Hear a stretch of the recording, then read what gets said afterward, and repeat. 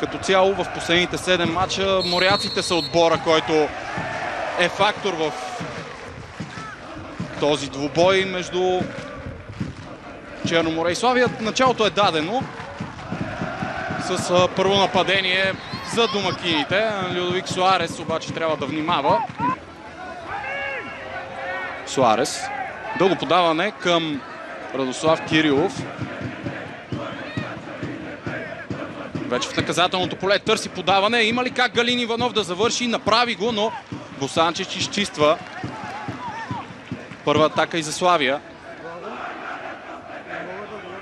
Споменавайки имената на Радослав Кирилов и Галин Иванов, сигурно е, това ще бъде една остра атака. Завърши с удар. Подаване към Йон Бакеро. Той остана под топката. Рискува Васил Панайотов и тук Нгуена му отнема, но след това се реваншира. Успя да върне притежанието за Черноморе. Но меко казано му е трудно. Има и Галин Иванов. Сигурно е, това ще бъде една остра атака. Пена са Светослав Вуцов, в защита Ертан Тумбак, Емил Виячки, Венцислав Керчев и Людовик Суарес. Интересна атака в по-предни позиции вече се развива нападението, завършва с удар на Суарес. Иван Минчев и Галин Иванов, Тони Тасев и Радослав Кирилов традиционно по крилата и Йон Бакеро на върха.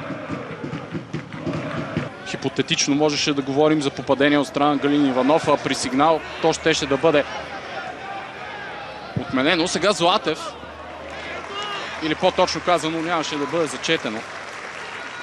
Не точно. Море, които излизат от школата. Дали ще се върнем назад за Мартин Минчев.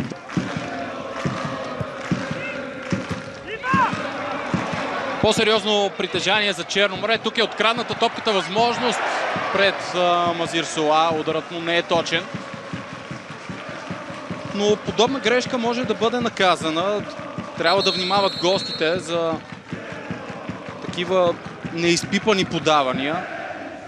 Сериозен риск бе това, което предприе Нгуена, защото беше с гръб, не знаеше кой може да вземе тази топка. В случая това бе Мазир Сола. Докато гледаме повторение на ситуацията, пауза, за да могат да се хидратират футболистите на двата отбора. Може би не най-високите температури. Бакеро, Галин Иванов през Радослав Кирилов. Пробива Кирилов. Търси подаване. Ще има завършващ удар и много близо минава тази топка. Корнер. Естествено, гол му в полуфиналите за Купата на България срещу ЦСКА веднага изкача в съзнанието. Когато той отправя удар, този път дистанцията не бе сходна. Се извисява, изчиства топката. Теос Клементе. Остро подаване. Този път Ертан Тумбак е на правилното място за Славия. Следва удар. Много мощен. Може би един от...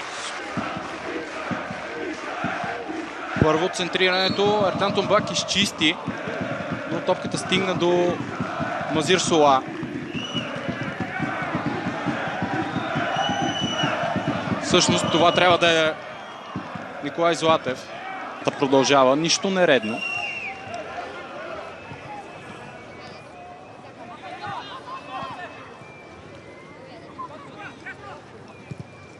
Отлично подаване към Кориор. Той ще завършва много близо до гол.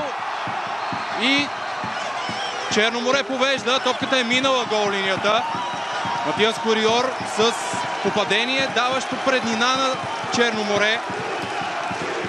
Достатъчно сила имаше очевидно в този удар, колкото и техничен. По земя да бе. Не стигна Венцислав Керчев, за да изчисти тази топка. Много радост по трибуната. Много на време бе намерен Матиас Кориор. Шмугна топката между краката на Светослав Вуцов и моряците повеждат.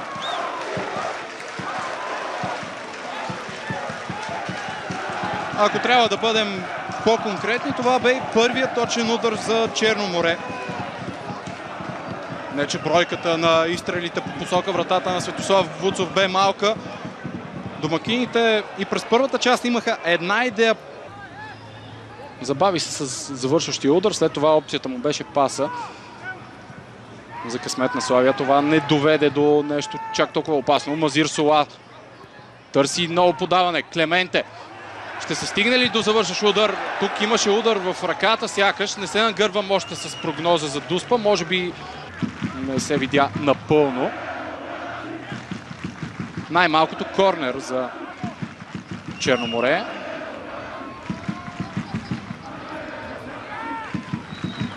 От тази гледна точка ще разберем напълно дали е имало игра с ръка, дали топката е срещнала ръката на Милвиячки, по-скоро в главата.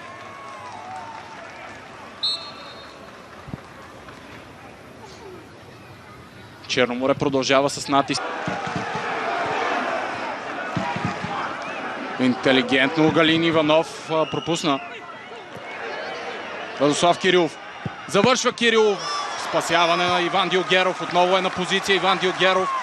В неговия обсек бе отправен продължителна атака. Виждаме, че имаше трима футболисти на Славия, които очакваха подаването. И изглеждаше като добра опция именно Радослав Кирилов да получи. Иван Дилгеров не трепна.